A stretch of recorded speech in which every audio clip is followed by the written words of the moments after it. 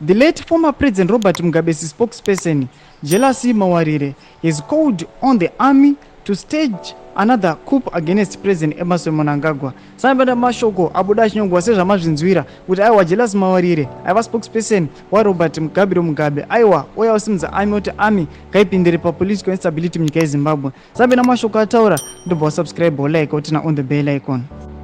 Nonomwoyo gwamuchinzi, this follows a widely circulated audio recording of controversial businessman and ex-convict Wikino Chivayo boasting that he now has grip over the government through Mnangagwa. Posting on Twitter, Mawarire said in November 2017 the military staged a coup against Mugabe, claiming to be targeting criminals around him.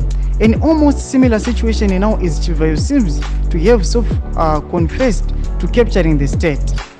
Saka ndo mashoko atiri kuona ari kubuda panapa tinoti aiwa Wikino Chivayo ndiye akonzeresa kuti aiwa this former spokesperson RG Mugabe ava kuuya achisimudza army achiti aiwa army ngaipinde iratidzire mumastreet igoita coup pana Idi Mnangagwa sezvaaposta awa pahendo pake paTwitter. Taona Mawarire aisa post yake pahendo achiti aiwa army inofana kupinda ite the same coup sakaitwa muna 2017 nekuda kuti controversial Wikino Chivayo aiwa atotora nyika sanapita Saka muri Zimbabwe chivundudze mafungiro enyu munoti kudii pamusoro pechitiko ichi. Aiwa pinai comment section yedu mutudze mafungiro enyu, musano subscribe, kulike, channel the bell icon.